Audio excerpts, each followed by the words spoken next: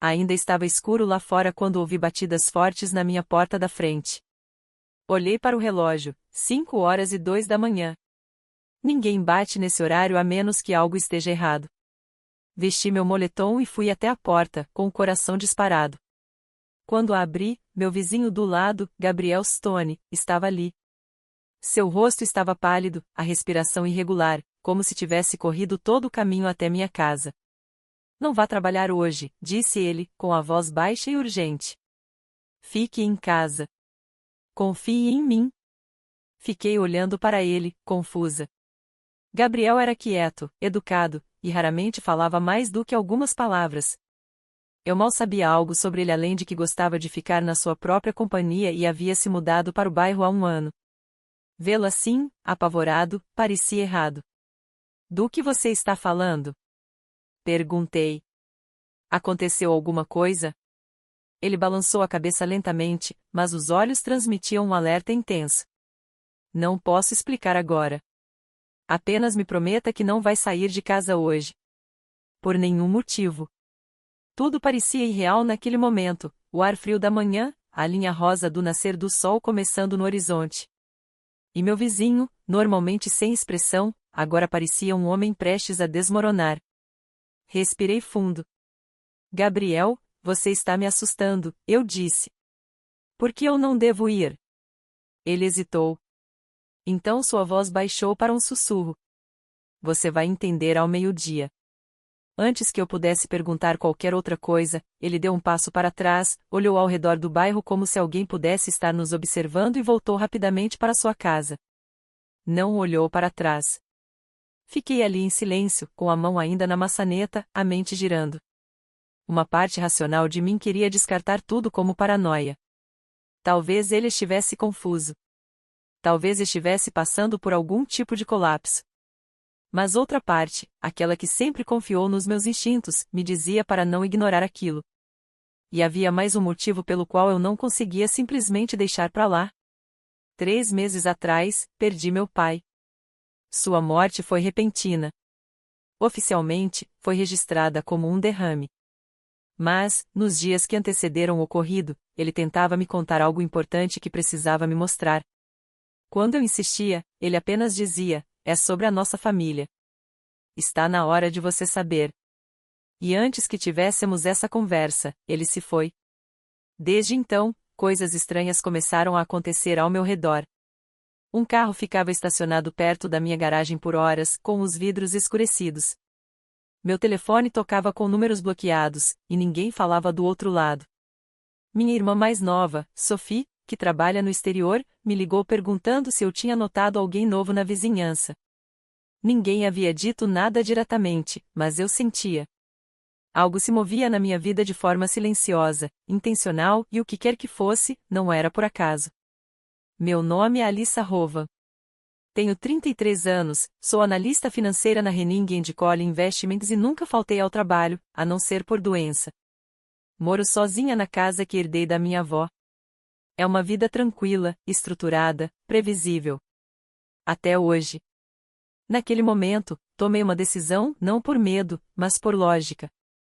Se Gabriel estivesse errado, eu apenas tiraria um dia de folga. Se estivesse certo, talvez estivesse salvando minha vida sem perceber.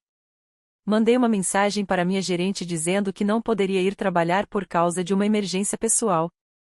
Depois, esperei. As horas se arrastaram. Cada som da casa parecia mais alto do que o normal, o tic-tac do relógio na cozinha, o zumbido da geladeira, até o vento contra a janela soava como alguém tentando falar através das paredes. Às 11h30, comecei a me sentir tola. Nada havia acontecido. Gabriel não tinha voltado.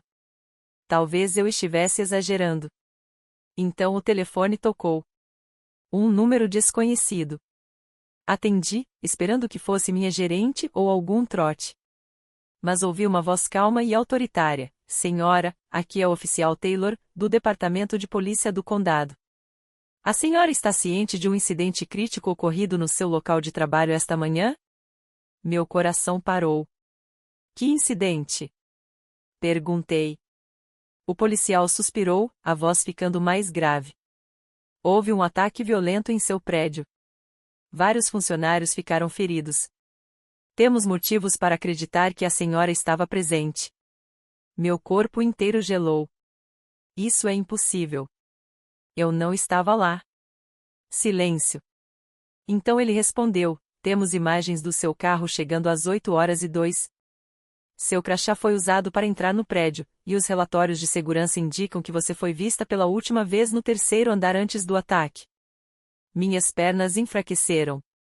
Segurei na beira da mesa para não cair. Alguém tinha usado a minha identidade. Alguém queria que eu estivesse lá. E alguém queria que o mundo acreditasse que eu estive.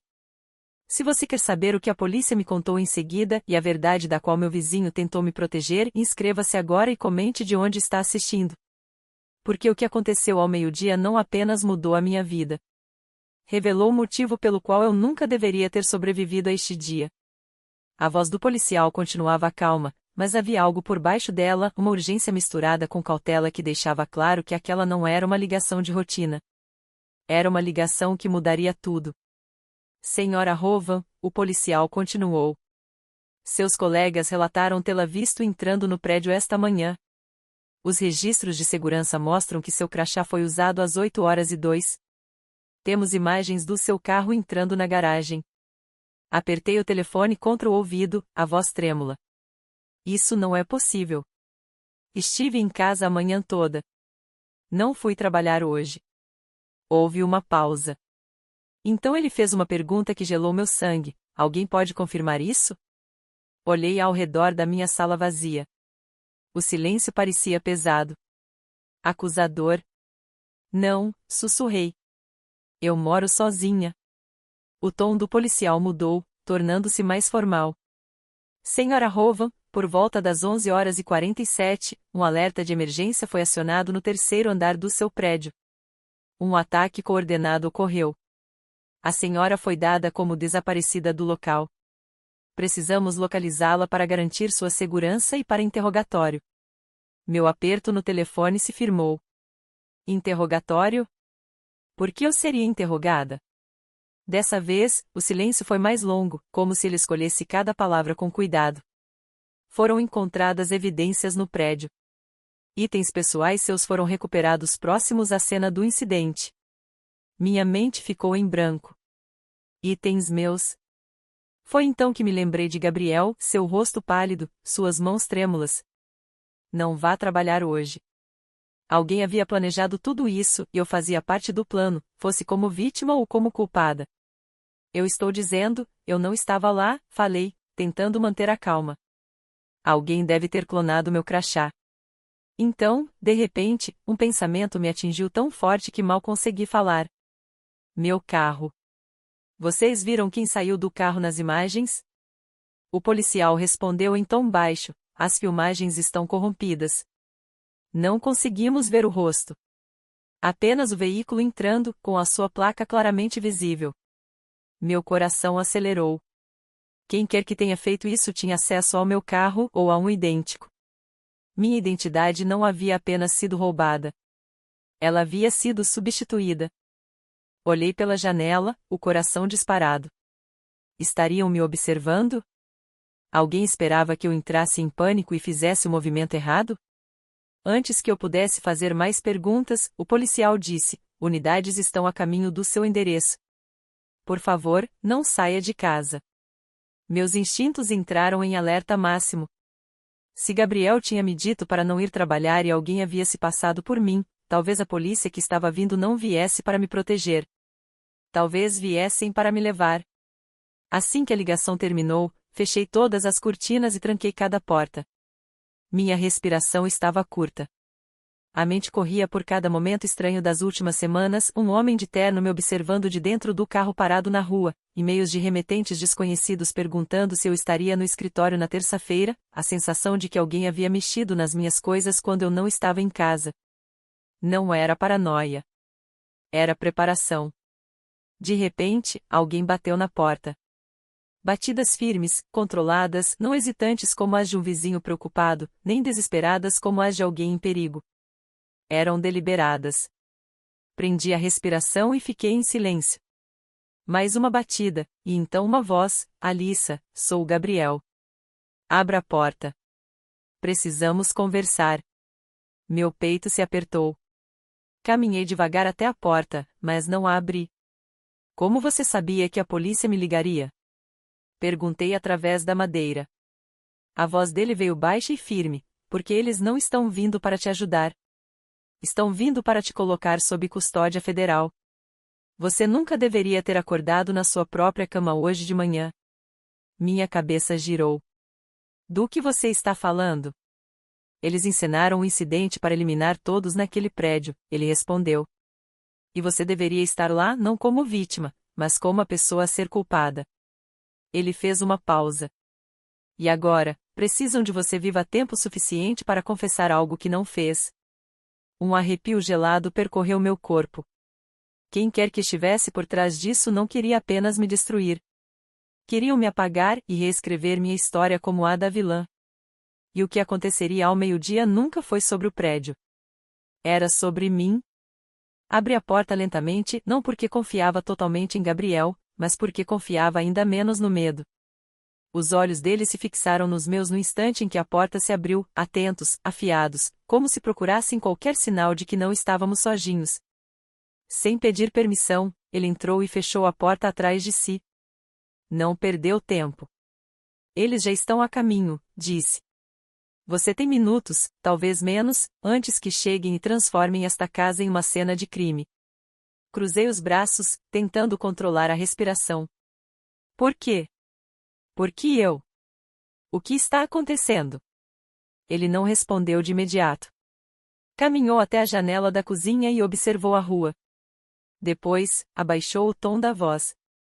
Alissa, eu não me mudei para cá por acaso. Me mudei para te vigiar. Seu pai me pediu isso. As palavras me atingiram como um golpe físico. Dei um passo para trás. Meu pai? Não. Meu pai era contador, um homem comum. Ele nunca. Gabriel se virou para mim. Seu pai nunca trabalhou em finanças. Aquilo era apenas uma fachada. Ele esteve envolvido em uma investigação federal secreta por quase 2 décadas. E você fazia parte do motivo. Minha boca secou. O que isso significa? Gabriel enfiou a mão no casaco e tirou um pequeno envelope preto. Seu pai sabia que algo assim aconteceria um dia. Ele deixou isto para você. Hesitei antes de pegá-lo. Meus dedos tremiam enquanto eu abria o papel dentro. Havia uma carta escrita à mão. Alissa, se você está lendo isto, então o que eu temia aconteceu. Você não está em perigo por algo que fez, mas por quem você é. Há mais na sua identidade do que você imagina. Gabriel te contará o resto. Confie nele como um dia confiou em mim. Não se entregue. Se eles te levarem, você vai desaparecer. Pai, sussurrei. Minhas pernas fraquejaram. Ele sabia. Meu pai sabia e estava tentando me preparar. Todas aquelas vezes em que lhe dizia, há coisas que é melhor você não saber ainda. Eu achava que ele estava sendo dramático. Agora, essas palavras voltavam como avisos de um fantasma. Gabriel olhou diretamente nos meus olhos. Eles não estão apenas te incriminando. Estão te reivindicando. Reivindicando, repeti, num sussurro quase inaudível. Você nunca foi apenas uma civil, disse Gabriel. Seu nascimento não foi coincidência. Sua identidade foi construída. Seu pai descobriu um programa biogenético confidencial, ligado a famílias influentes, linhagens poderosas. Quando ele se recusou a cooperar, tornou-se um risco. A morte dele não foi natural. Você seria a próxima a ser eliminada. Mas encontraram um uso melhor para você. Meu coração disparou. Me usar como o quê? Ele deu um passo à frente. Como bode expiatório. Eles precisavam de uma narrativa que justificasse a próxima fase do plano. Um evento de bandeira falsa, uma tragédia fabricada, com você como o rosto disso. Uma onda de compreensão me atravessou como fogo. Cada momento estranho, cada sombra que eu havia ignorado, tinha me levado até aqui. Então tudo isso foi armado para destruir minha vida? Perguntei. O olhar de Gabriel permaneceu firme. Não apenas sua vida. Sua legitimidade. Quando te declararem uma ameaça nacional, poderão confiscar todos os arquivos ligados à investigação do seu pai. Poderão apagar a verdade pela qual ele morreu tentando proteger. Ele enfiou a mão no casaco novamente, desta vez, tirou um cartão de metal com um emblema vermelho. Isto dá acesso a um cofre de segurança que seu pai usava. Lá estão arquivos criptografados com os nomes das pessoas por trás dessa operação. Se você não chegar a esse cofre antes deles, tudo pelo que seu pai morreu será enterrado para sempre. Fitei o cartão de acesso na mão dele e depois voltei o olhar para a carta do meu pai. A vida inteira eu acreditei ser uma pessoa comum, substituível, invisível. Agora eu entendi a verdade. Eu nunca fui invisível. Nunca fui substituível. Eu era vigiada porque era a última peça de um quebra-cabeça que alguém poderoso não queria ver resolvido. De repente, o som distante das sirenes ecoou pelo bairro. Gabriel olhou pela janela da frente. Eles chegaram, disse. Mas ele não parecia com medo. E, pela primeira vez desde aquela manhã, eu também não estava, porque o medo carrega algo que eu já não tinha mais, a dúvida. Dobrei a carta do meu pai e guardei o cartão no bolso. Então olhei para Gabriel e disse: mostre-me para onde precisamos ir. Ele apenas assentiu. E, naquele momento, eu cruzei a linha entre a vida que sempre conheci e a verdade para a qual nasci. Mal conseguimos chegar até o SUV de Gabriel antes que os primeiros veículos pretos sem identificação virassem a esquina e começassem a cercar minha rua. As sirenes haviam parado. Não precisavam mais delas. Não vinham como autoridades, vinham como agentes de recuperação. Entre, ordenou Gabriel, ligando o motor assim que minha porta se fechou com um clique.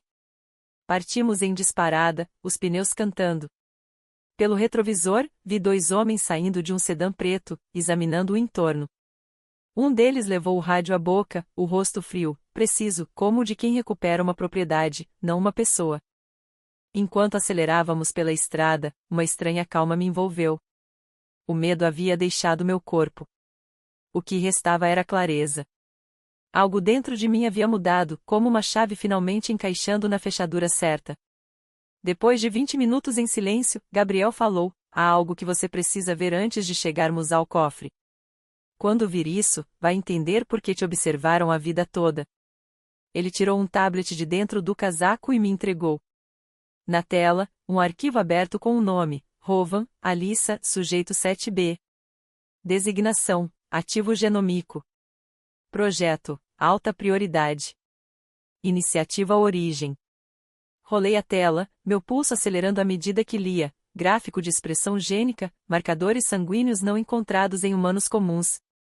Uma anotação: o sujeito apresenta imunidade completa a múltiplas cepas virais. Possíveis propriedades regenerativas do sangue. Sujeito aprovado para integração da fase 2. Fase 2. Engoli em seco. O que isso significa? Regenerativo? Imune a quê? Gabriel manteve os olhos na estrada. Há 20 anos, seu pai descobriu um programa de biogenética financiado pelo governo. Eles não estavam tentando curar doenças, estavam tentando criar uma nova classe de seres humanos. Pessoas com vantagens imunológicas específicas, capazes de sobreviver a surtos, exposições químicas, guerras. Fitei a tela, a luz tremeluzindo em meu rosto enquanto a verdade se assentava como cinzas. Meu pai estava envolvido nisso? Perguntei. Ele nunca deveria estar, respondeu Gabriel. Ele tropeçou nisso ao encontrar inconsistências médicas nos seus registros de infância. Descobriu amostras do seu sangue em locais que ele nunca autorizou. Percebeu que você estava sendo estudada sem o conhecimento dele. Tentou tirá-la do programa, mas isso não era uma opção. As luzes da rodovia passavam como cometas brancos. Eu mal conseguia processar as palavras. Um sujeito, um projeto, um alvo. Gabriel continuou, o tom firme, mas controlado. Seu pai vazou a existência do programa para um Conselho Federal de Supervisão. O Conselho ordenou o encerramento do projeto, mas, em vez disso, os responsáveis eliminaram a investigação e todos que sabiam da verdade. Todos, inclusive meu pai, sussurrei. Gabriel assentiu. fizeram parecer um derrame, mas ele foi envenenado com uma neurotoxina desenvolvida pelo próprio programa. A morte dele foi uma mensagem. Fechei os olhos. Pela primeira vez, não vi meu pai como um homem calado com segredos, mas como alguém que sacrificou tudo para proteger a filha de um mundo no qual ela nunca soube que havia nascido. Eles planejaram capturá-la no seu aniversário de 33 anos, disse Gabriel. Mas algo mudou. Seu perfil foi acelerado. O exame de sangue do mês passado acionou um alerta no sistema. Foi por isso que eles encenaram o ataque no seu local de trabalho hoje, disse Gabriel. Se você tivesse ido, estaria morta ou desaparecida, morta ou apagada. E agora? Perguntei. Agora eles vão incriminá-la publicamente, respondeu ele. Vão declará-la uma ameaça interna. Protocolo de recuperação de ativo. Apertei o tablet com força. Mas por que me incriminar? Por que não simplesmente me levar em silêncio? Gabriel olhou para frente. Porque eles não querem apenas o seu corpo. Eles querem o controle da narrativa. Se o mundo acreditar que você é perigosa, ninguém vai questionar o que fizerem com você. Pegamos uma estrada lateral que nos levou por um caminho na floresta, rumo a uma instalação remota. As árvores ficaram mais densas, o ar mais frio, e meu coração começou a bater em ritmo constante. Eu já não estava mais na vida que conhecia. Estava na vida para a qual havia nascido. Ao nos aproximarmos do que parecia um bunker abandonado, escondido sob uma colina coberta de vegetação, Gabriel estacionou o SUV e virou-se para mim. Você tem uma última escolha, Alyssa, disse ele em voz baixa. Assim que entrar, não haverá volta. Você vai saber tudo. Seu pai morreu para proteger a verdade sobre o que você é. E, quando souber, eles nunca mais vão parar de caçá-la. Encarei-o. Fui caçada a vida toda sem saber o motivo, respondi. Está na hora de descobrir o que há em mim que eles estão tão desesperados para controlar. Gabriel assentiu. Saí do veículo. A porta do bunker rangeu ao se abrir, como se despertasse de décadas de silêncio. E naquele instante, percebi que aquilo não era o fim da minha vida, era o começo da verdadeira. A porta do bunker se fechou atrás de nós com um som metálico profundo, que ecoou pela câmara como o batimento de algo antigo. O ar era frio, intocado, como se aquele lugar tivesse esperado, não por qualquer um, mas especificamente por mim.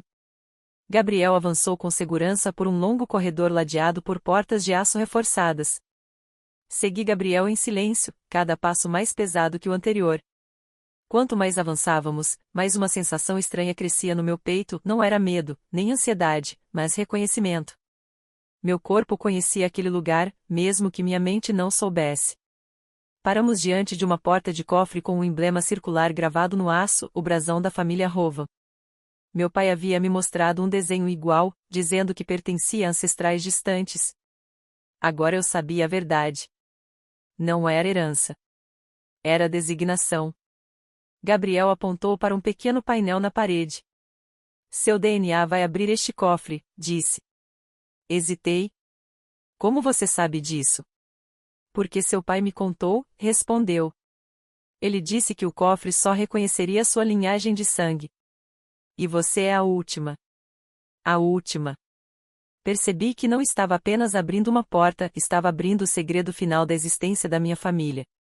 Pressionei a palma no scanner. Um pulso de luz percorreu minha pele. O cofre emitiu um som suave e começou a girar lentamente até se abrir. O ar frio escapou, trazendo um cheiro que apertou meu peito, papel antigo, lembrança e algo mais, lar. A sala era circular, forrada de prateleiras com caixas pretas, cada uma marcada com códigos. No centro, um pedestal de vidro sustentava um único diário de capa de couro, protegido por uma redoma transparente, o diário do meu pai. Com as mãos trêmulas, levantei a proteção e abri na página marcada. Havia uma carta endereçada a mim, escrita com sua caligrafia. Minha filha, se você está lendo isto, então as mentiras que cercaram sua vida finalmente foram desfeitas. Mas o que preciso que saiba, acima de tudo, é o seguinte: você nunca foi um acidente. Nunca foi propriedade. Você foi a primeira prova bem-sucedida de que a imunidade humana pode evoluir naturalmente. Eles não a criaram. Você nasceu com o que eles passaram décadas tentando fabricar. O que foi feito com você não é o que a torna poderosa. O que a torna poderosa é o que você já é. Você é o futuro que eles temem. Fechei os olhos enquanto as lágrimas borravam a tinta. Meu pai não havia morrido apenas para me proteger. Ele morreu não apenas para me proteger, mas para proteger o que eu representava. Não uma arma, uma esperança. Na página seguinte, havia uma última instrução: existe uma decisão que só você pode tomar. No final deste cofre está o terminal de controle principal. Um comando lhes dará o que sempre quiseram, sua rendição. O outro tornará públicos todos os documentos confidenciais ligados à iniciativa Rovan. Quando você escolher, o mundo nunca mais será o mesmo. Olhei para Gabriel. Ele não tentou me influenciar. Apenas disse: seu pai confiou em você para decidir, não como um experimento, mas como um ser humano. Minhas pernas pesavam enquanto eu me aproximava do terminal. 2 botões brilhavam suavemente sob o vidro: protocolo de aquisição, sinal de rendição, e protocolo de revelação, liberação pública. Se eu escolhesse o primeiro, talvez sobrevivesse, mas perderia minha liberdade e a verdade. Se escolhesse o segundo, me tornaria inimiga de pessoas poderosas que já haviam matado para esconder esse segredo. Pressionei o segundo. Um zumbido profundo encheu a câmara. Uma contagem regressiva surgiu na tela. Dados começaram a fluir por canais seguros programados por meu pai, evidências, nomes, registros financeiros, tudo sendo transmitido a meios de comunicação globais, criptografados, mas rastreáveis. Não havia mais volta. Gabriel soltou o ar num sussurro: está feito. Você acabou de mudar o mundo. De repente, alarmes soaram. Eles nos haviam encontrado. Nosso tempo acabará. Mas eu não sentia medo. Pela primeira vez na vida, eu não me escondi atrás de uma falsa sensação de segurança, eu estava de pé sob a luz da verdade. Precisamos sair agora, disse Gabriel com urgência. Enquanto corríamos pelo túnel de saída, as últimas palavras de meu pai ecoaram na minha mente: você não nasceu para ser controlada. Você nasceu para revelar o que o controle realmente é. Emergimos na noite fria. Helicópteros rugiam acima. Focos de luz cortavam as árvores. Mas eu já não os via como caçadores. Eu os via como a primeira onda de uma mentira em ruínas. E eu não estava mais fugindo deles. Eu estava liderando a luta contra eles, porque não se tratava mais de apenas sobreviver, eu estava me tornando aquilo que meu pai sempre acreditou que eu poderia ser. Não um experimento. Não uma vítima. Mas o início de algo completamente novo. Se você acredita que a verdade nunca deve ser escondida, por mais poderosas que sejam as pessoas tentando enterrá-la, inscreva-se agora e comente de onde está assistindo. Porque essa história não é o fim.